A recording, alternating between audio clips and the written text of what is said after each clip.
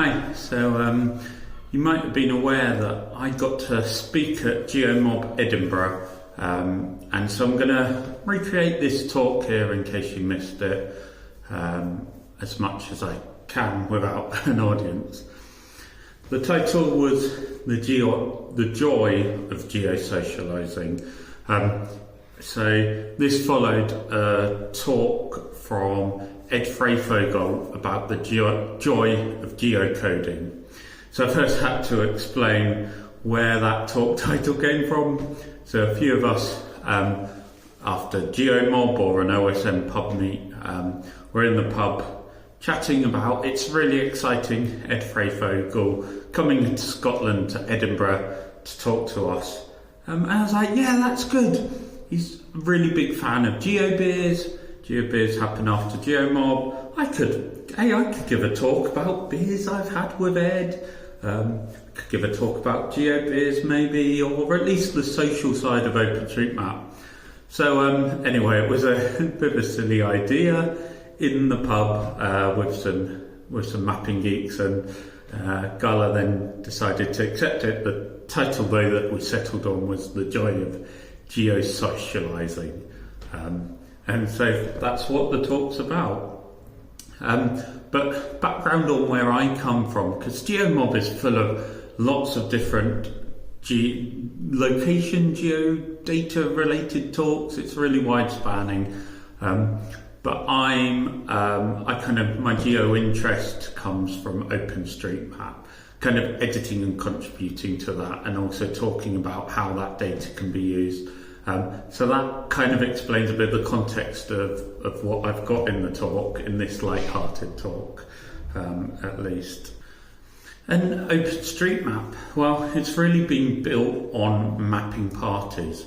So this is the idea that lots of people, or a number of people, come together in one place, divide the town or area up, and they go map. But kind of the party, it's a play on words, like a search party, but also it's like it's a fun thing. So often after you've mapped your own area, you'll come back, so you get a bit of socialising beforehand even when you configure your GPS or your phone. But when you come back, you can talk about where you've been, and that's really useful. So this example, way back from 2010, I can tell you that I mapped the area number 9. I can tell you the issues and the strangeness of what was in that area. But it's important to come back. One of the things is to discuss what we've seen, how we can tag that, how we can edit it in the data, represent it in the data. So this socialising, these chatting things through, although it was good, it was important for the data to be built up and to be really high quality. And yeah, lots of fun interactions everywhere I've gone. But it's good, I suppose, on that mapping party also to explain that OpenStreetMap is a hobby for a lot of people. So it's not just a chore or a job, which means there should be some socialising, some casual enjoying and chatting about it, which makes it very different to other things, which is why there's so much gathering and fun and meeting different people. OpenStreetMap also has conferences for talks. Some of these are quite big and international, but there's loads, there's multiple happening every year, and that's really fun and good. I've been to a few of these, and it's quite good to know what's happening. And at the conferences at State of the Map, well, there's often social evenings. These are usually supported by one of the sponsors giving us food and drink, but actually that makes us talk and has more space to expand on what's said on that talk, as well as in between the talks. I've had lots of socialising conversations in the corridors between there, and kind of not just talking about OpenStreetMap, but maps, or all good maps at least, made by people. So this is some better photos, some imagery of the state of the map, but actually other maps, there's passion why those maps, whether it's just actually kind of apps made with map data, or map visualizations. It doesn't have to be creating OpenStreetMap as such. So that's made by people with emotion behind it. And I think that's for good or for bad. And I think we should be people. We should talk about, hey, that's cool what you do, or have you thought about that, or that doesn't quite work for me. We should have those communications, and email's not always the best for such discussions. So meeting in person over an informal social aspect is good, and also it rebuilds those bonds and those relationships to help us get with the meaty stuff again.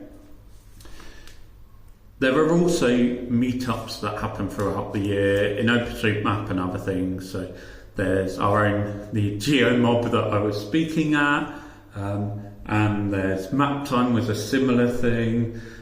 This green kind of box here, that's on the homepage of the OpenStreetMap wiki, or it also gets displayed on its dedicated website, osmcal.org.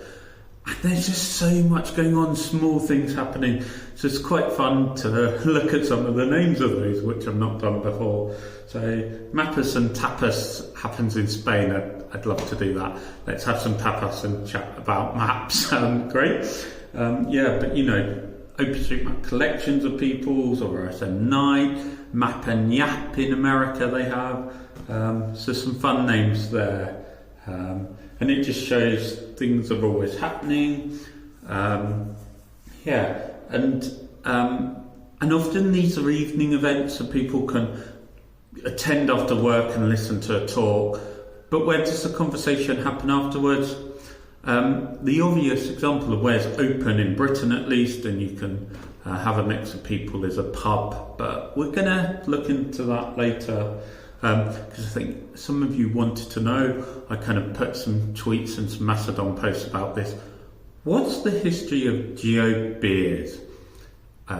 Geomob talks, it has a selection of short 20-minute talks, and then there's the Geomob beers afterwards. So we go to a pub and have drinks and continue the conversation. That's all it really means. The Geo beer history, I think a lot of it was that there was a time when it was cool to just bung Geo in front of everything. Geosocialising, Geo Geeks, Geo Meetups, all that. I asked, as I said on Mastodon, who coined the term Geo Beers? And there were a few answers. The earliest actual record online that's possible to be found with beer searching is from Stephen Feldman talking about an event that had Geo beers after Geo rants. So it's not just chat, it's going on and on and on, as people with a passion often do. And so, some people thought it was Stephen, and fair enough, he replied to say, yep, he confesses to a time where he propended Geo to almost everything. So whether that was just Stephen doing that or everyone, that's the history of this term we call Geo beers. Literally going for a drink with people that have some connection with maps or location and like talking about them. Really important and really wonderful to say it's not just alcohol, although the term, and certainly the British term, has been popularised as Geo beers. As I said, pubs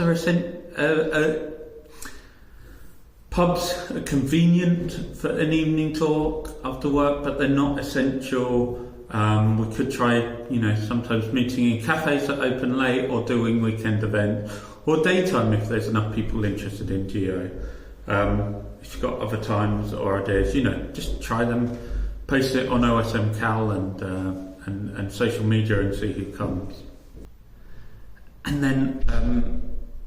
then I think actually also it doesn't have to, even if we're going to the pub, even if we call it Geo beers, there doesn't have to be alcohol drunk. And I think pubs in the UK are becoming really good at this. There's low alcohol options, there's more soft drink, and actually that's more acceptable, especially if you're in a group. Not everyone has to be drinking. I remember kind of 10 years going to the pub after a mapping event, and it was about 6 p.m. One person in our group asked for a coffee, and the pub didn't want to turn on their coffee machine. I think hopefully that's going going away. But please feedback to the venue or the organisers.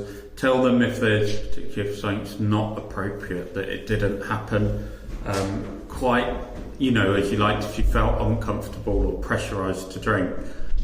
Because they need to know.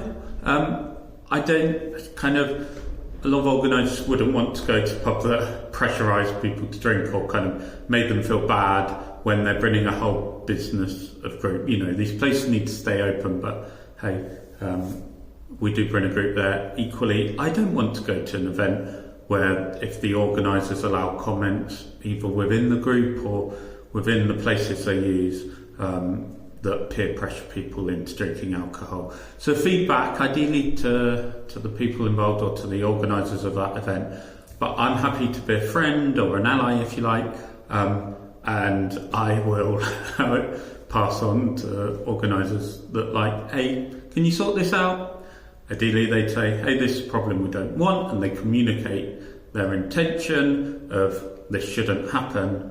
But if not, then I think it should be known that, it is a drinking an event. Now, it's also not just drink of any kind. So at Sottom Europe, just over a year ago, there was a puzzle kind of near the cloakroom. So I walked past between talks and we'll put one or two pieces, if I could, in the puzzle. Other people just stayed here quite a bit during the break times and really socialised and made friends over trying to complete that puzzle of Antwerp to get it complete. And a few years ago at a State of the Map, you were even able to add onto your ticket an extra cost, got a professional tour guide.